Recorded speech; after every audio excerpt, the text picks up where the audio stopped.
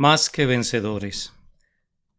Sermón predicado la mañana del domingo 19 de 1867 por Charles Haddon Spurgeon en el Tabernáculo Metropolitano, Newington, Londres.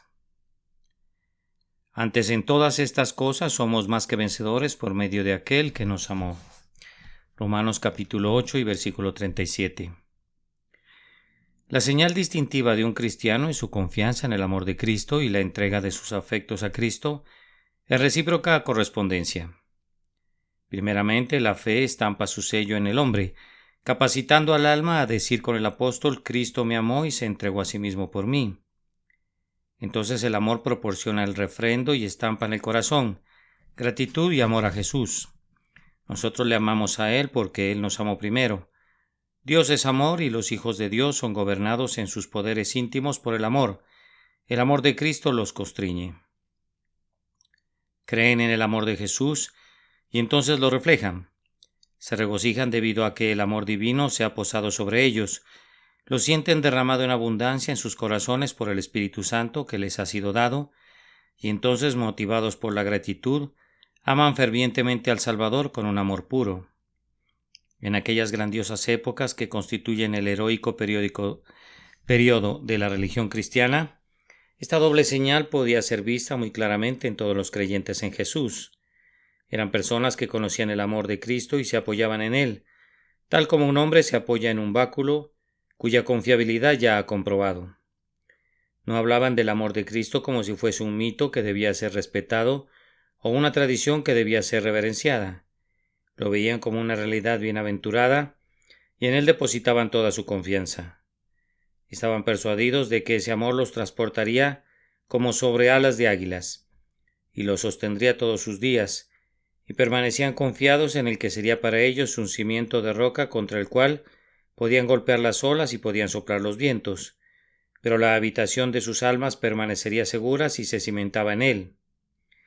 El amor que sentían por el Señor Jesús no era una apacible emoción que ocultaran internamente en la cámara secreta de sus almas y de la que hablaran exclusivamente en sus asambleas privadas, cuando se reunían el primer día de la semana y cantaban himnos en honor de Cristo Jesús, el crucificado, sino que para ellos era una pasión de una energía tan vehemente e integralmente consumidora que permeaba en todas sus vidas. Se volvía visible en todas sus acciones. Hablaba en su plática común y miraba a través de sus ojos, incluso en sus miradas más comunes.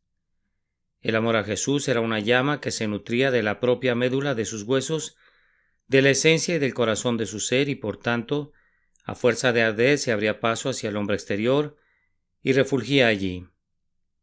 El celo por la gloria del Rey Jesús era el sello y la marca de todos los cristianos genuinos. Debido a que dependían del amor de Cristo, se atrevían a mucho, y debido a su amor a Cristo, hacían mucho. Gracias a su confianza en el amor de Jesús, no temían a sus enemigos, y debido a su amor a Jesús, rehusaban oír del enemigo incluso si se aparecía en sus más terribles formas. Los cristianos de los primeros siglos se inmolaban continuamente sobre el altar de Cristo con gozo y presteza. En donde quiera que estuvieran, testificaban en contra de las perversas costumbres que lo rodeaban. Consideraban algo digno de un asqueroso desprecio que un cristiano fuera como la gente común. No se conformaban al mundo y no podían hacerlo, pues se habían sido transformados por la renovación de sus mentes. Su amor a Cristo los forzaba a dar testimonio en contra de todo lo que les deshonrara por ser contrario a la verdad, a la justicia y al amor. Eran innovadores, reformadores y destructores de ídolos por doquier. No podían quedarse tranquilos dejando que otros hicieran lo que quisieran, siguiendo sus propias opiniones, antes bien su protesta era continua, incesante, molesta para el enemigo, pero aceptable para Dios. El cristiano era un pájaro de llamativos colores en cualquier sitio, porque el amor por Jesús no le permitía disfrazar sus convicciones. Era un extraño y un forastero en cualquier parte, porque el propio lenguaje de su vida diaria difería del de sus vecinos. Donde otros blasfemaban, él adoraba. Donde otros proferían juramentos habitualmente, su sí era sí y su no era no. Donde otros se ceñían la espada, él no resistía el mal.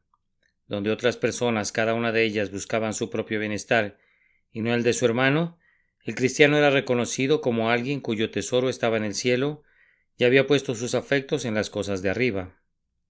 El amor por Jesús convertía al cristiano en un protestante perpetuo contra el mal por causa de Jesús y todavía le conducía más lejos. Se convertía en un testigo constante de la verdad que había comprobado ser algo muy precioso para su propia alma. Los cristianos eran como Neftalí, de quien se decía: Neftalí, sierva suelta que pronuncia dichos hermosos. En los días apostólicos, los cristianos mudos, los testigos silenciosos, eran escasamente conocidos. La matrona hablaba de Cristo a los sirvientes. Habiendo aprendido de Jesús, el niño hablaba de él en las escuelas, mientras el obrero cristiano daba su testimonio en el taller, y el ministro cristiano, y había muchos ministros cristianos en aquellos días, pues todos los hombres ministraban de acuerdo a su habilidad, se paraba en las esquinas de las calles o se reunía en su propia casa, rentada con decenas o veintenas, según fuera el caso, declarando siempre la doctrina de la resurrección, de la encarnación de Cristo, de su muerte y resurrección, y del poder limpiador de su sangre. El amor de Jesús, como lo he dicho al comienzo, era una pasión real para aquellos hombres y su confianza en Jesús era real y práctica. De aquí que su testimonio en favor de Jesús fuera valeroso, claro y decidido. En el antiguo testimonio cristiano, una trompeta resonaba que despertaba al viejo mundo que estaba asentado en un profundo sueño, soñando sueños inmundos. Aquel mundo no quería ser despertado, y revolcándose en el sueño pronunciaba maldiciones graves y múltiples y juraba vengarse contra el perturbador que se atrevía a interrumpir su horripilante reposo. Mientras tanto, los creyentes en Jesús, hombres a quienes no les bastaba con dar testimonio con sus vidas y testificar con sus lenguas en los lugares en que su destino los colocaba, continuamente estaban comisionando a grupos de misioneros para que llevaran la palabra a otros distritos. A Pablo no le bastaba predicar el Evangelio en Jerusalén o en Damasco, sino que le era necesario viajar a Pisidia o a Panfilia y viajar hasta los últimos confines del Asia Menor. Y entonces tan lleno de Cristo estaba, que sueña con la vida eterna y quedándose dormido oye en una visión a un hombre de Macedonia, al otro lado del azul Egeo, que le suplica: pasa y ayúdanos. Y con luz matutina Pablo se levanta, plenamente resuelto a abordar un barco y predicar el Evangelio en medio de los gentiles. Habiendo predicado a Cristo a lo largo de toda Grecia, pasó a Italia y, aunque estaba encadenado, entró como embajador de Dios dentro de los muros de la imperial ciudad de Roma. Y se cree que después de eso su espíritu, sagradamente inquieto, no estuvo satisfecho con predicar a través de toda Italia, sino que tuvo que visitar España y se dice que llegó incluso hasta Bretaña. La ambición del cristiano por la causa de Cristo era ilimitada. Más allá de las columnas de Hércules y hasta las más apartadas islas del océano, los creyentes en Jesús llevaron las noticias de un Salvador nacido para los hijos de los hombres. Aquellos eran días de gran celo. Me temo que estos son días de tibieza. Aquellos eran tiempos cuando el fuego era como de carbones de enebro, que guardan un calor sumamente intenso, y ni los naufragios, ni los peligros de ladrones, ni los peligros de ríos, ni los peligros provocados por falsos hermanos, ni la espada misma, podían detener el entusiasmo de los santos, pues ellos creían y por eso hablaban, ellos amaban y por eso servían incluso hasta la muerte. De esta manera los introduzco a nuestro texto. He aquí a los hombres y su conflicto por Cristo. Era natural, era inevitable que provocaran enemistades. Ustedes y yo no amamos mucho a Cristo ni creemos mucho en su amor. Me refiero a la mayoría de nosotros. Constituimos una generación enfermiza, indigna y degenerada. Dejamos al mundo en paz y el mundo nos deja en paz. Nos conformamos en gran manera a las costumbres mundanas y entonces el mundo nos exaspera con nosotros. Nosotros no acosamos a los hombres declarando perpetuamente la verdad como deberíamos hacerlo, y por tanto el mundo no se impacienta con nosotros. Nos cataloga como una muy buena clase de personas, un poco extravagantes, tal vez un poco enloquecidos, pero aún así muy tolerables y bien portados. Así que no tenemos ni la mitad de los enemigos que los cristianos de tiempos antiguos enfrentaron, porque no somos ni la mitad de cristianos verdaderos. No somos ni siquiera la 10ª parte de santos como ellos lo fueron. Pero si fuéramos más santos en la misma proporción en que lo fuésemos, nos enfrentaríamos a la misma batalla, aunque pudiera ser de otra forma. Aunque hablé críticamente de todos, hay un puñado de personas aquí, así confío, que han sido capacitadas por la gracia divina para conocer el poder del amor de Jesús y viven bajo sus influencias y contienden por la soberanía del Rey coronado de espinas. Ellos son quienes soportan el mismo tipo de luchas, aunque en otras formas como los conflictos de los días apostólicos, y estos son quienes pueden usar sin falsedad el lenguaje de mi texto. En todas estas cosas somos más que vencedores por medio de aquel que nos amó. Voy a pedirles que consideremos en esta mañana, según nos ayude el Espíritu Santo, primero, las victorias ya ganadas, en segundo lugar, los laureles de la pelea, en tercer lugar, los hombres que los ganaron y en cuarto lugar, el poder mediante el cual fue lograda su conquista. Veremos primero esta mañana las victorias ya ganadas por quienes han sido poseídos por el amor de Jesús. Contemplen atentamente al paladín. No se necesita violentar la imaginación para concebir a este lugar como un anfiteatro romano. Allí en el centro de la arena está de pie el héroe.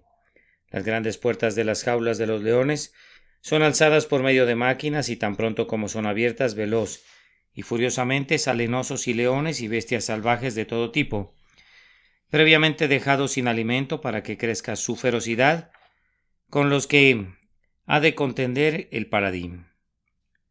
Así era el cristiano en los días de Pablo y es así ahora. El mundo es el teatro del conflicto, los ángeles y los demonios son espectadores. Una gran nube de testigos contempla la lucha y los monstruos son azuzados contra él con los que ha de contender triunfalmente. El apóstol nos proporciona un pequeño resumen de los males contra los que tenemos que combatir y coloca primero a la tribulación.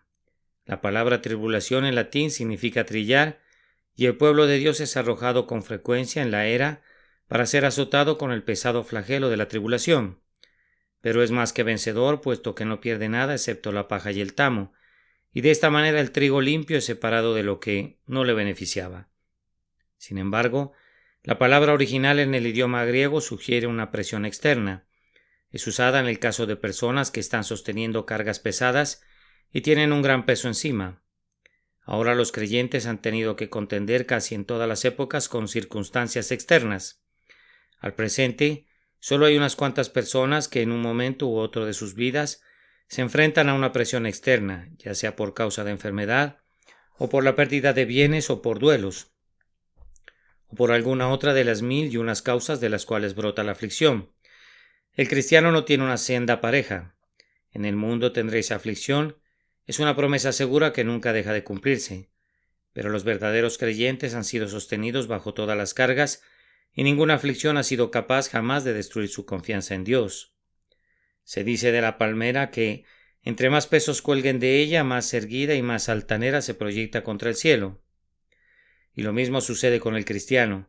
Como Job nunca es tan glorioso como cuando ha experimentado la pérdida de todas las cosas y al final se alza desde su muladar más poderoso que un rey. Hermanos, han de esperar enfrentar al adversario en tanto que permanezcan aquí, y si ahora sufren por el peso de la aflicción, recuerden que deben vencerla y no ceder a ella. Clamen al fuerte pidiéndole fuerzas, para que su tribulación produzca en ustedes paciencia, y la paciencia prueba, y la prueba esperanza, que no avergüenza. Lo siguiente en la lista es angustia. Yo encuentro que la palabra griega se refiere más bien a la aflicción mental que a cualquier cosa externa. El cristiano sufre por causa de circunstancias externas, pero esto probablemente sea una aflicción menor que el dolor interno. Estrechez de espacio se asemeja al significado de la palabra griega. Algunas veces nos encontramos en una posición en la que sentimos como si no pudiéramos movernos, como si fuéramos incapaces de voltearnos a la diestra o a la siniestra. La vía está cerrada, no vemos ninguna liberación y nuestra propia conciencia de debilidad y perplejidad es insoportablemente terrible. Tal vez ustedes se han visto sumidos en ese estado en que su mente está distraída y no saben qué hacer, en que no pueden calmarse ni estabilizarse, en que querrían considerar calmadamente el conflicto, si pudieran, para luego entrar en él como un hombre con pleno dominio de sus 5 sentidos. Pero el dominio y el mundo, la tribulación exterior y el desánimo interior, combinados, los arrojan de un lado a otro como olas de la mar, hasta quedar, para usar una expresión sajona, de John Bunyan, muy apabullados por todos lados en su mente. Bien, ahora, si tú eres un cristiano genuino, saldrás de esto sin mayores consecuencias. Serás más que un vencedor sobre la turbación mental. Llevarás esta carga así como cualquier otra a tu Señor y la pondrás sobre él. Y el Espíritu Santo, cuyo oficio es ser el Consolador, les dirá a las atribuladas olas de tu corazón: enmudezcan. Jesús dirá al caminar sobre la tempestad de tu alma: yo soy, no temáis. Y aunque la tribulación externa y la tribulación interna se juntaran como dos mares que contienden, ambas serán apaciguadas por el poder del Señor Jesús. El tercer mal que el apóstol menciona es la persecución, que siempre les ha sobrevenido a los genuinos amantes de Cristo. Su buen nombre ha sido calumniado. Si repitiera las infamias que han sido expresadas en contra de los santos de los tiempos antiguos, me ruborizaría. Baste decir que no hay ningún crimen en la categoría de vicio que no haya sido falsamente colocado a la puerta de los seguidores del puro y santo Jesús. Sin embargo, la calumnia no aplastó a la Iglesia. El buen nombre del cristianismo sobrevivió a la reputación de los hombres que tuvieron el descaro de acusarlo. La prisión siguió a la calumnia, pero en las prisiones los santos de Dios han cantado como pájaros en sus jaulas, más aún que cuando estaban en los campos de la abierta libertad. Las prisiones han resplandecido como palacios y han sido santificadas para convertirse en lugares de la morada del propio Dios, mucho más sagrados que todos los domos consagrados de la imponente arquitectura. La persecución se ha propuesto a veces desterrar a los santos, pero en su destierro han estado en casa, y cuando han sido esparcidos por todos lados, han ido por doquier predicando la palabra, y su esparcimiento ha sido la recolección de otros del número de los elegidos. Cuando la persecución ha recurrido incluso a los más crueles tormentos, Dios ha recibido muchos dulces cánticos provenientes del potro de tormento. Las gozosas notas de San Lorenzo, mientras lo asaban en la parrilla, deben haber sido más dulces para Dios que los cantos de los querubines y de los serafines, pues ese santo amaba a Dios más que los más resplandecientes de los seres angélicos, y lo demostraba en medio de su más amarga angustia. Y el señor House, ese santo que mientras era quemadas sus extremidades inferiores y la gente esperaba verlo rodar por sobre la cadena para caer en el fuego, alzó sus manos flameantes, cada dedo echando fuego, y aplaudió 3 veces al tiempo que gritaba: nadie como Cristo, nadie como Cristo. Dios fue más honrado por ese hombre que ardía en el fuego que por los millones de millones que entonan sus loas en la gloria.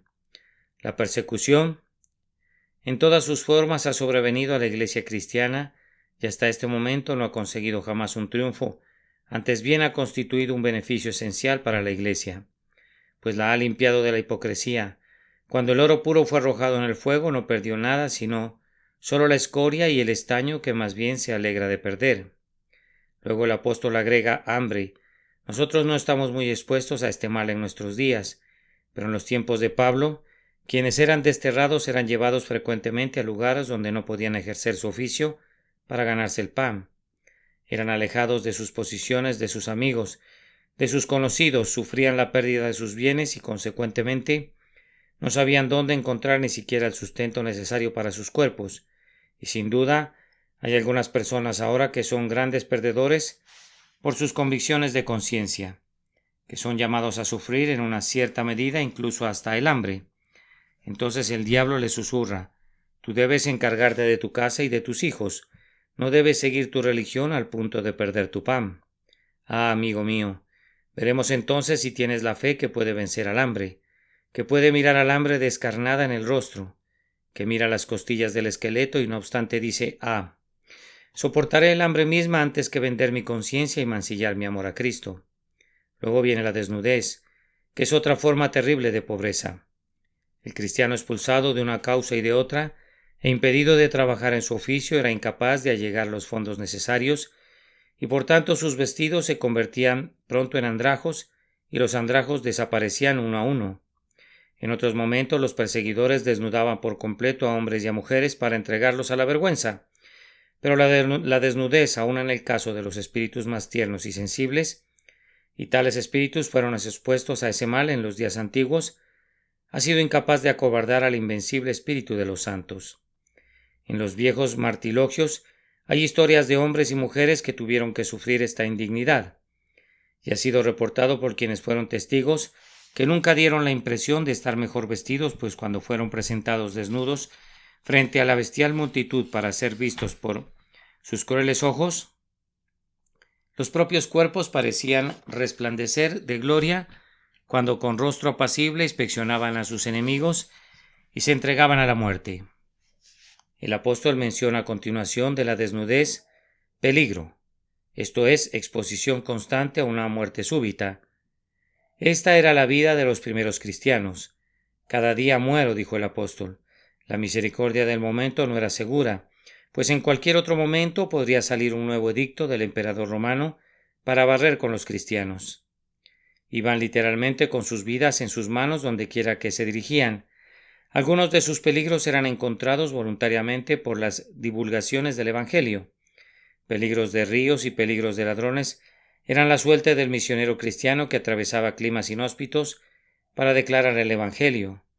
Otros peligros eran el resultado de la persecución, pero se nos informa que los creyentes en Jesús reposaban tan firmemente en el amor de Cristo que no sentían que el peligro fuera peligro, y el amor de Cristo los alzaba de tal manera por encima de los pensamientos ordinarios de carne y sangre, hasta llegar al punto de que cuando los peligros se convertían en verdad en peligros, los enfrentaban con gozo por causa del amor a su Señor y Maestro. Y para cerrar la lista, como si hubiese una suerte de perfección en estos males, la séptima cosa es la espada, es decir, el apóstol Pablo singulariza una cruel forma de muerte como un cuadro del todo. Ustedes lo saben bien y no necesito decirles cómo el noble ejército de mártires de mi Señor ha ofrecido sus cuellos a la espada, tan alegremente como la novia da su mano al novio en el día de su matrimonio. Ustedes saben cómo han ido a la hoguera y han besado los haces de leña, cómo han cantado camino a su muerte, aunque la muerte fuera acompañada de los más crueles tormentos, y se regocijaron con sumo gozo, incluso al punto de saltar y danzar ante el pensamiento de ser considerados dignos de sufrir por causa de Cristo. El apóstol nos informa que los santos han sufrido todas estas cosas tomadas en su conjunto. Él no dice que somos vencedores en algunas de estas cosas, sino en todas. Muchos creyentes atravesaron literalmente por la carencia exterior, por la tribulación interior, por la carencia de pan, por la carencia de vestido, por el constante peligro de la vida, y al final entregaron la vida misma, y sin embargo, en cada caso comprendido en toda lista de esas sombrías luchas, los creyentes fueron más que vencedores. Amados, la mayoría de ustedes no son llamados en este día a enfrentar peligros o desnudez o espada. Si lo fueran, mi Señor les daría la gracia para soportar la prueba, pero yo pienso que las tribulaciones de un cristiano en el monte presente, aunque no sean tan terribles, exteriormente son todavía más duras de llevar que incluso aquellas de la edad fiera. Tenemos que soportar el escarnio del mundo. Eso es poco, son sustancialmente peores sus lisonjas, sus suaves palabras, sus diálogos untuosos, su servilismo y su hipocresía. Oh señores, su peligro es que se vuelvan ricos y se tornen altivos, que se entreguen a las modas de este presente mundo perverso y pierdan su fe. Si no pueden ser destrozados por el león rugiente, pudieran ser triturados por el apretón del oso, y al diablo poco le importa cuál sea el instrumento, siempre que pueda eliminar el amor de Cristo en ustedes y destruir su confianza en Él. Me temo que la Iglesia está en mayor peligro de perder su integridad en estos días blandos y sedosos que cuando estaba en aquellos tiempos difíciles. ¿Acaso no hay muchos cristianos profesantes cuyos métodos de comercio son igual de viciosos que los métodos de comercio del más sospechoso y truculento inconverso? ¿Acaso no tenemos algunos cristianos profesantes que son completamente mundanos, cuya falta de asistencia a nuestras reuniones para orar, cuya falta de liberalidad para la causa de Cristo, cuya conducta integral en verdad demuestra que si hubiese alguna gracia en ellos, en absoluto no es la gracia que vence al mundo, sino la pretendida gracia que permite al mundo poner su pie sobre su cuello? Tenemos que estar despiertos ahora, pues atravesamos la tierra encantada y somos más propensos que nunca a ser arruinados, a menos que nuestra fe en Jesús sea una realidad y nuestro amor por Jesús sea una llama vehemente. Tenemos más posibilidades de convertirnos en bastardos que en hijos, en cizaña que en trigo, en hipócritas que en hermosos viñedos, mas no en los verdaderos hijos vivientes del Dios viviente. Los cristianos no piensan que estos sean tiempos en los que pueden prescindir de la vigilancia o del santo celo.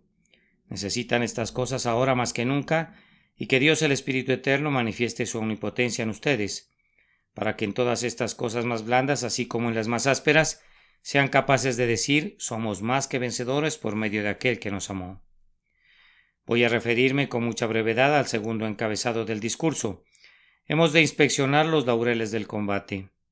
Hasta ahora los creyentes han sido vencedores, pero el texto dice que han sido más que vencedores. ¿Qué significa eso? La palabra en el texto original es una de las más fuertes expresiones del apóstol Pablo. Podría traducirse así: más rotundos vencedores. La Vulgata, yo creo, contiene una palabra que significa supervencedores, venciendo por encima de todo. Ser vencedor para un cristiano es algo grandioso. ¿Cómo puede ser más que un vencedor? Primero, yo creo que un cristiano es mejor que otros vencedores en muchos sentidos, porque el poder mediante el cual vence es mucho más noble. Aquí vemos a un paladín que acaba de regresar de las Olimpiadas griegas. Casi mata a su adversario en una severa lucha de boxeo y se aproxima para recibir la corona. Acércate a él, mira ese brazo y observa los tendones y los músculos. Vamos, los músculos del hombre son como el acero y tú le dices: no me sorprende que hayas golpeado y lastimado a tu enemigo. Si yo hubiera erigido una máquina hecha de acero que fuera operada por un poco de vapor acuoso, habría podido hacer lo mismo, aunque nada sino la pura materia habría estado operando. En tu constitución, tú eres un hombre más fuerte y más vigoroso que tu enemigo. Eso está claro, pero ¿dónde está la gloria particular al respecto? Una máquina es más fuerte que otra. Sin duda el crédito ha de serte otorgado a ti por la resistencia, de un cierto modo, pero tú eres solamente un gran bruto golpeando a otro gran bruto. Los perros y los toros y los gallos de pelea y todo tipo de animales habrían soportado un encuentro igual y tal vez peor. Ahora vean al paladín cristiano regresando de la lucha después de haber obtenido la victoria. Mírenlo.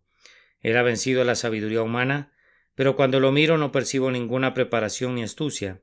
Se trata de una persona sencilla e iletrada que solo sabe que Jesucristo vino al mundo para salvar a los pecadores. Sin embargo, ha obtenido la victoria sobre profundos filósofos. Entonces él es el más que vencedor. Ha sido tentado y probado de todas maneras, y no era para nada una persona astuta, estaba muy débil. Sin embargo, de alguna manera ha vencido. Ahora esto es ser más que un vencedor, cuando la debilidad vence a la fuerza, cuando la fuerza bruta es frustrada por la gentileza y el amor. Esto en verdad es victoria, cuando las pequeñas cosas vencen a las grandes cosas, cuando las cosas viles de este mundo derrocan a las poderosas y las cosas que no son deshacen a las cosas que son. Sin embargo, esto es precisamente el triunfo de la gracia. Visto desde la perspectiva del ojo del sentido, el cristiano es débil como el agua, pero la fe sabe que es irresistible. De acuerdo al ojo del sentido, es algo que ha de ser pisoteado, pues no opone ninguna resistencia y sin embargo a los ojos de Dios se convierte precisamente por su gentileza y paciencia en más que un vencedor.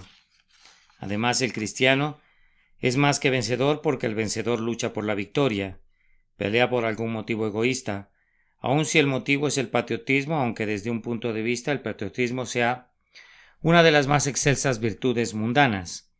Es sólo un magnífico egoísmo por el cual una persona contiende por su propio país, en vez de estar sujeto al más generoso pensamiento cosmopolita de cuidar de todos los hombres.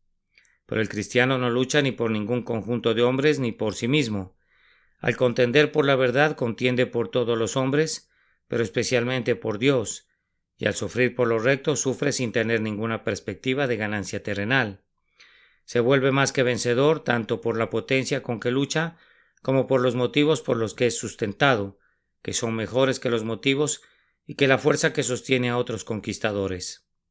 Él es más que vencedor porque no pierde nada, ni siquiera en la propia lucha.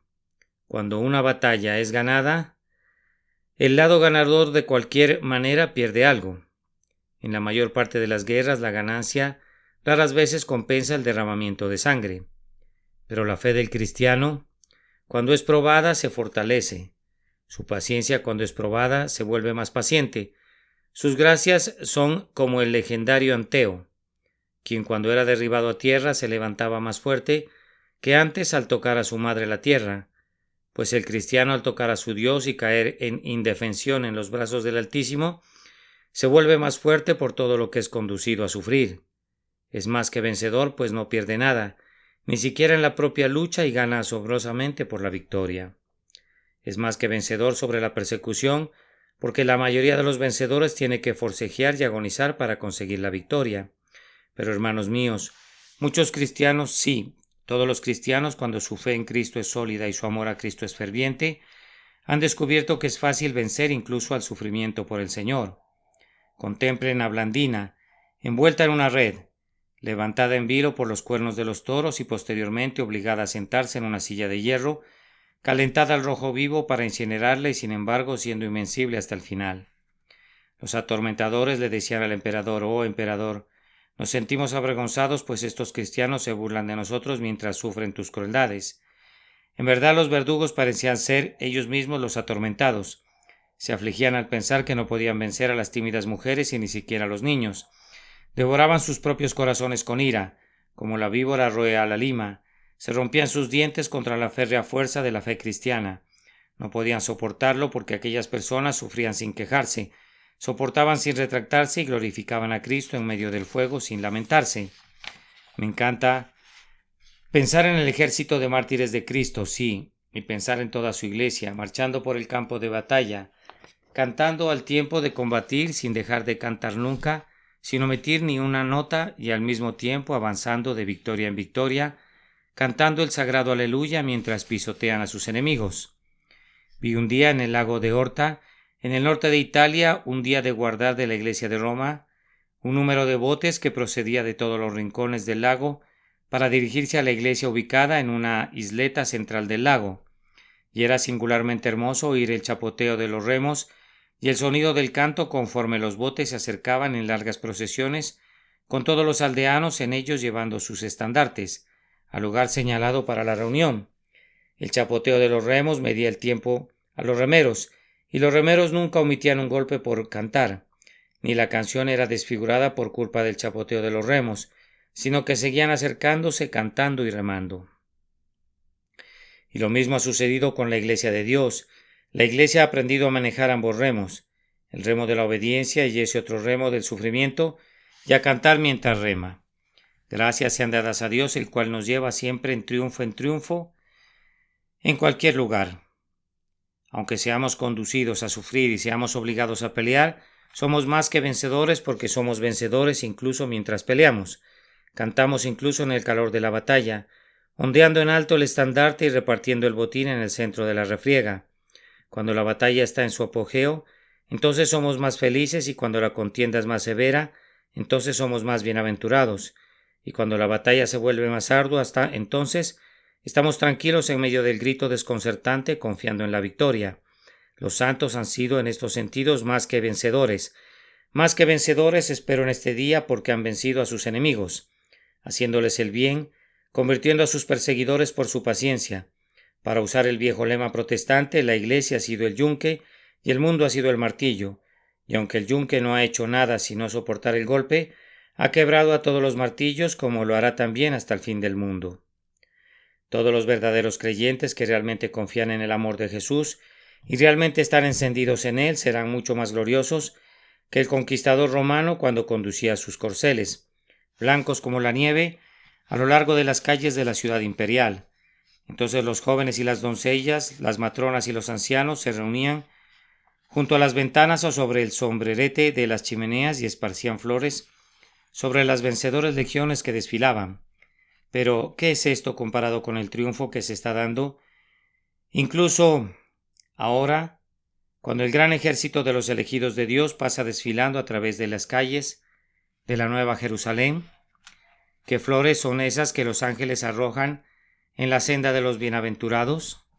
¿Qué cánticos son esos que se elevan desde aquellos salones de Sión, gritando todos con júbilo y cantando al tiempo que los santos desfilan hacia sus habitaciones sempiternas? El tiempo casi se me ha agotado y por tanto, en tercer lugar, solo diré una palabra o dos. ¿Quiénes son las personas que han vencido? Consideren atentamente estas pocas palabras que expreso. Los hombres que vencieron en la batalla hasta ahora han sido conocidos solo por esto. Las dos cosas que mencioné al principio, hombres que creyeron en el amor de Cristo hacia ellos y que estaban poseídos por el amor de Cristo, pues no ha habido otra distinción más que esta. Algunos han sido ricos, la casa de César produjo mártires, otros han sido pobres. Solo unas cuantas inscripciones de las tumbas de las catatumbas han sido escritas correctamente. Deben de haber sido personas muy pobres e iletradas que conformaban la mayoría de las primeras iglesias cristianas, pero todas las clases han vencido. Obispos han sido quemados y príncipes han muerto en la hoguera, pero más numerosos todavía han sido los tejedores y los sastres y las costureras. Los más pobres de los pobres han sido tan valerosos como los adinerados. Los eruditos han muerto gloriosamente, pero los iletrados casi se han robado la palma. Los niñitos han sufrido por Cristo. Sus almitas lavadas en la sangre de Jesús se han visto enrojecidas también con la suya propia. Entre tanto, los ancianos no se han quedado atrás. Debe de haber sido un espectáculo triste pero glorioso ver al anciano Latimer, que contaba con más de 70 años de edad, quitándose todos sus vestidos excepto la camisa, y luego puesto de pie decir al tiempo que se volvía al señor Ridley: Valor, hermano. En este día encenderemos un cirio de tal magnitud en Inglaterra, por la gracia de Dios, que nunca habrá de apagarse. Oh, ancianos, si desean servir a mi Señor, todavía no ha pasado la mejor etapa de su vida para hacerlo.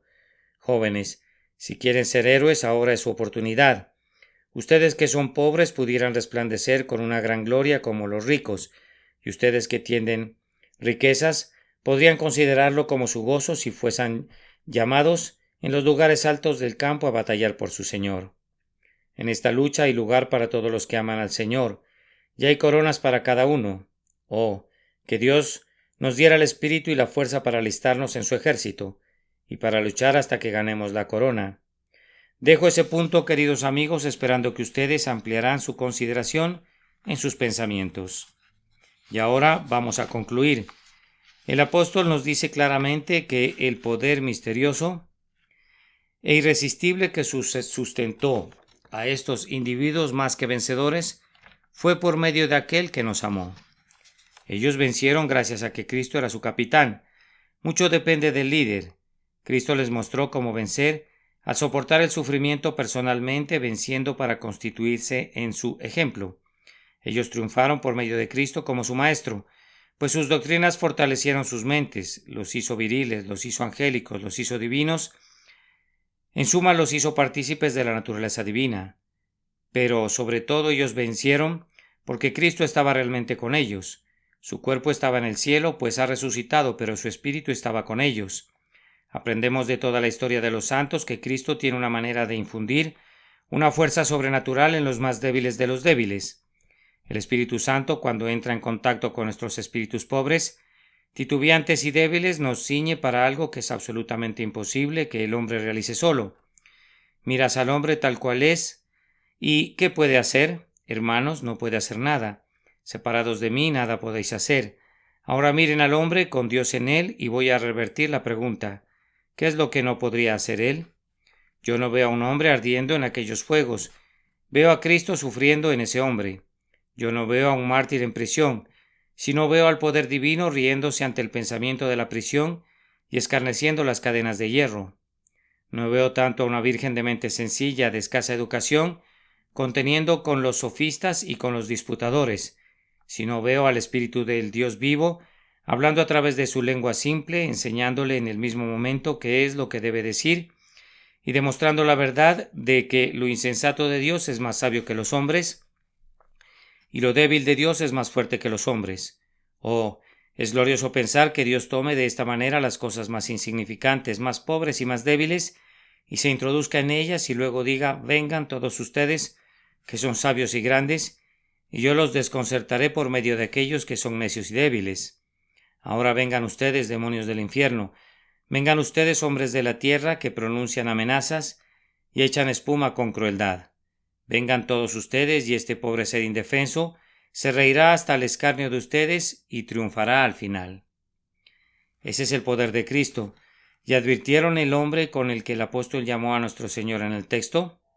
Es tan significativo que yo pienso que es la clave del texto, por medio de aquel que nos amó. Si el amor les obtuvo la victoria. Ellos sabían que Él los amaba, que los había amado, que siempre los amaría. Ellos sabían que si sufrían por su causa, era su amor el que les permitía sufrir para que fuera su ganancia definitiva y para su permanente honra. Ellos sentían que Él los amaba, no podían ponerlo en duda, nunca desconfiaron de ese hecho, y esto era lo que los hacía tan fuertes. Oh amados, ¿son débiles hoy?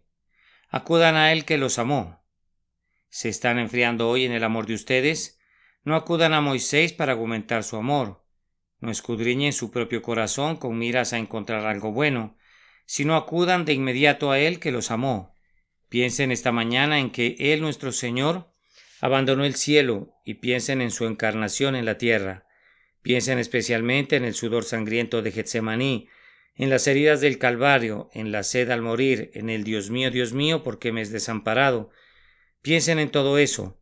Hagan que el amor de Cristo por ustedes se grabe en fuego en su conciencia íntima, y en la fuerza de esto no teman a ninguna dificultad, no sientan terror ante ninguna tribulación, sino marchen a la batalla de su vida como los héroes antiguos iban a la suya, y han de retornar con sus coronas de victoria, como ellos regresaron con las suyas, y descubrirán que esas líneas que acabamos de cantar son ciertas de la manera más divina.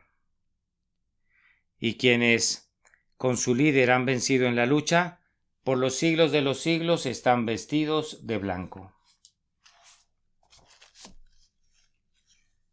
Más que vencedores. Sermón predicado la mañana del domingo 19 de mayo de 1867 por Charles Haddon Spurgeon en el Tabernáculo Metropolitano, Newington, Londres. Antes en todas estas cosas somos más que vencedores por medio de aquel que nos amó. Romanos capítulo 8 y versículo 37.